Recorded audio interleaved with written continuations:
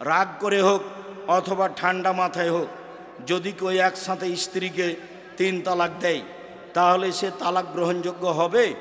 জি না, 1 তালাক হবে। রাগ করে দিলেও হবে, ঠান্ডা মাথায় দিলেও হবে। এক বৈঠকে 3 তালাক দিল 1 তালাক, 1000 তালাক দিল 1 তালাক।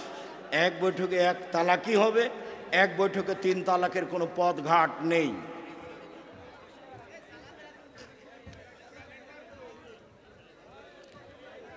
আমাদের মসজিদের সামনে কবর আছে, সালাত আদায় করা যাবে কি? সালাতের সামনে, কবরের উপরে, কবরের সামনে, কবরের পাশে সালাত আদায় করা যাবে না। 3টেই নিষেধ। কবর পাশে থাকলে হবে না, কবর সামনে থাকলে হবে না, কবর নিচে থাকলে হবে না। এমন মসজিদে সালাত হবে না, প্রাচীর দিয়ে ভিন্ন করতে হবে। অনেক মসজিদে মাইকে সকালে কোরআন এবং গজল গায়। জি না, এতে মানুষের ইবাদতের ক্ষতি হয়। মাইকে এভাবে গজল গাইতে পারে না। যেদিন অনুষ্ঠান হবে সেই দিনই মাইকে আজানের আগে কোনো কথা বলতে পাবে না, মাইকে ওইভাবে তাসবিহ তাহলিল গজল কিছু বলতে পাবে না। এতে মানুষের অসুবিধা হয়, যারা ইবাদত করে তাদের অসুবিধা হয়, আর এই কোরআন মাজিদ পড়ে তাতে মানুষ অমনোযোগী থাকে, একটাও জায়েজ নয়, সেই জন্য চলবে না। সালাত শেষে আয়াতুল কুরসি পাঠ করি, কিন্তু অনেক সময় প্রয়োজনীয় কথার উত্তর দিতে হয়। তাতে কি আমার কুরসি যে ফজিলত, এটা কি পাবো? জি না, আয়াতুল কুরসি পড়ার মধ্যে কথা বলবেন না। আয়াতুল কুরসি শেষ হবে তখন বলবেন, তাকে বসিয়ে রাখেন, হাতের ইশারায় তাকে বসান। উত্তর দিতে হবে না, ওকে পাশে বসাতে হবে। বসেন, বসবে না হয় চলে যাবে।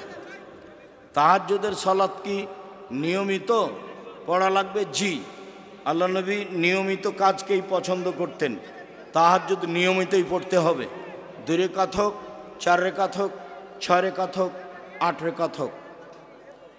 ঘরের বউ যদি অন্য তরিকার হয়, তাকে সঠিক পথে আনার চেষ্টা করতে হবে, নইলে বউ তালাক দিতে হবে। সুন্নাত সালাতে সিজদা রত অবস্থায় আল্লাহর কাছে কিছু চাওয়া যাবে? জি না, সালাতে নিজের ভাষা ব্যবহার করা যাবে না। সালামের পরে নিজের ভাষা ব্যবহার করতে হবে। ফরজ হোক নফল হোক, দুটো একই ব্যাপার। আমার বউ আমার অনেক কথা শুনতে চায় না, আমার থেকে অনেক দূরে অনেক জোরে কথার আওয়াজ হয়, এই ব্যাপারে কিছু বলবেন? তো তোমার বউ এখানে আছে কি না কেমনে আমি বুঝবো? জোরে কথা বলা গাধার কণ্ঠ, কথা বলা যাবে না জোরে, চুপে বলতে হবে। আল্লাহ জোরে কথা বলাকে গাধার কণ্ঠের সাথে উল্লেখ করেছে। আর বাচ্চাকে গালিগালাজ করবে কেন? যেটা মুখ দিয়ে বের করছে ফেরেশতারা আমিন বলছে। কাজেই ছেলের ব্যাপারে কোনো কথা বলা যাবে না, গালি দেওয়া যাবে না, ছেলেকে নিন্দা করা যাবে না। আর স্বামী যা বলছে সেটাই মানতে হবে, যদি পাপ না হয় তাহলে। স্বামী যেটা বলছে সেটাই মানতে হবে, পাপ না হলে মানতেই হবে।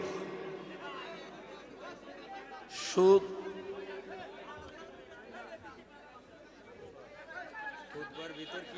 খুতবার ভিতর কি গজল গাওয়া যাবে? জি না, গজল গাইবে কেন খুতবায়? কোরআন আর হাদিস পড়বে, অনুবাদ করবে। যারা তাকদীরকে বিশ্বাস করে না তারা মুসলমান নয়, অমুসলিম। হোমিও ঔষধে 99% অ্যালকোহল থাকে, এরপরেও অন্য পদার্থের সাথে মিলিয়ে দেওয়া যায় মর্মে জায়েজ বলা হয়েছে। আপনার তাকওয়া যদি গ্রহণ না করে আপনি হোমিও ঔষধ ব্যবহার করিয়েন না। আল্লাহ হাফেজ বলা যাবে কি? আল্লাহ হাফেজ বলতে হবে না, এই পদ্ধতি নেই। বক্তব্য শেষে সুবহানাক আল্লাহুম্মা ওয়া বিহামদিকা আশহাদু আল্লা ইলাহা ইল্লা আনতা আস্তাগফিরুকা ওয়া আতুবু ইলাইক বলতে হবে। তেল পানি পড়া দেওয়া যাবে? যদি কোরআন মাজিদের আয়াত হয়, হাদিসের দোয়া হয়, তাহলে তেল পানি পড়ে দেওয়া যাবে। খাটে বসে সালাত আদায় করা যাবে? যাবে। এক বক্তা বলছে যে কোনো দোয়ার অর্থ না বুঝলে সেই দোয়া আল্লাহর দরবারে কবুল হবে না। বক্তা ভুল বলেছেন, ওর বাপও জানে না দোয়ার অর্থ।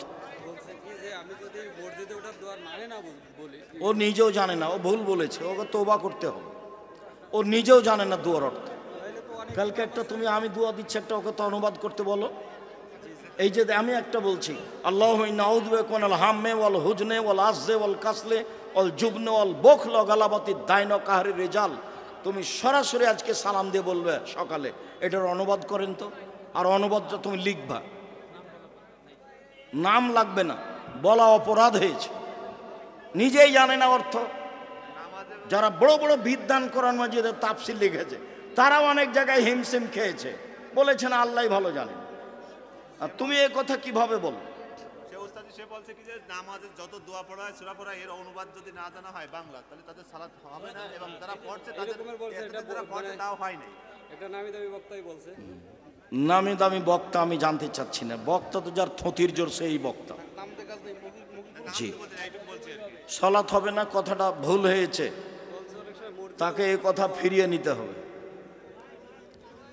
আমি আহলে হাদিস মসজিদের ইমাম, হানাফি মাদ্রাসায় কওমি পড়ি।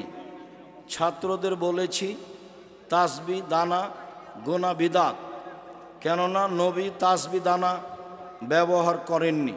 ছাত্রদের উত্তর, নবীর সময় মাইক ব্যবহার করা হয়নি। ভালোই তো কথা, তো তুমি ব্যবহার কর, তাহলে তো এখনো সবই বেদাত চলে। তুমি আর 5 ওয়াক্ত সালাত আদায় করবে কেন? এখন তুমি 6 ওয়াক্ত পড়ো। যেগুলো ইবাদত সেগুলো হয় বিদাত, যেগুলো প্রয়োজনীয় সামাজিক সেটা বিদাত হয়নি। তাহলে তোমাদের বাড়ির চুলহা তো রাসূলের চুলহা ছিল না। তোমার বাপ মা যে প্লেটে ভাত খায় সেই প্লেট তো রাসূলের ছিল না। তুমি যে রাস্তা দিয়ে হাঁটো রাসূলের তো ওই রাস্তা ছিল না। হলো একটা, তোমার বুদ্ধি আছে কিছু? মাতা পিতার প্রতি সম্পর্কে দুটি কথা বলুন। ও মাতা পিতা সম্পর্কে দুটি কথা। মাতা পিতার খুব যত্ন নিতে হবে। ও মায়ের পায়ের নিচে জান্নাতে হাদিস সহিহ। বাপ মাকে অপমান করে গালিতে নিন্দা করে জান্নাত পাওয়া যাবে না। তাহাজ্জুদ পড়েও হবে না, হজ করেও হবে না। বইয়ের কথা শুনে বাপ মাকে অপমান করা যাবে না। বাপ মাকে সম্মান করতে হবে, আর বইয়ের কথা শুনে চুপ থাকতে হবে। রাগ করলে শয়তান তালাক দিয়ে ছাড়বে। আমাদের সমাজের কিছু আহলে হাদিস ভাইরা মুফতি, আচ্ছা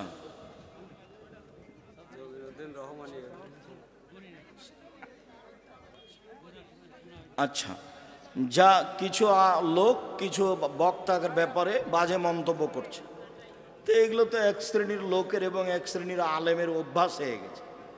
যে যখন মনে করছে সে তখন আর একজন আলেমকে একবারে ধুয়ে ছেড়ে দিচ্ছে। সাধারণ মানুষ নাজায়েজ নোংরা কাজ এগুলো। স্বাভাবিক কণ্ঠে মেয়েরা কোরআন পড়বে, মানে নিজে বুঝতে পারছে, শুনতে পারছে, এরকম। রাফায়াদানের পর রব্বানা লাকাল হামদ এই দোয়া জোরে পড়া যাবে কি? যায়, তবে চুপে পড়াই উত্তম। একজন সাহাবী পড়েছিলেন। মর্যাদা যেটা উল্লেখ করা হয়েছে জোরের জন্য নয়, মর্যাদাটা আছে দুয়ার জন্য। আর সাহাবীরা আগেও জোরে পড়েননি, পরেও জোরে পড়েননি। অতএব সব মিলে চুপে পড়াই উত্তম। আর সলাতি হচ্ছে চুপে আমিন ব্যতীত। 2 সিজদার মাঝে আল্লাহুম্মা গফিরলি জোরে পড়া না, চুপে পড়তে হবে। সালাম ফেরানোর পূর্বে আত্তাহিয়াত পড়ার পর কখন শাহাদাত আঙুল তুলবে? সর্বদা নড়তে থাকবে, শয়তানকে আঘাত করা হয়। বাংলাদেশ শুক্রিয়া, জাযাকুমুল্লাহ খায়ের। আল্লাহ আমাদের যারা মারা গেছে তুমি তাদের কবর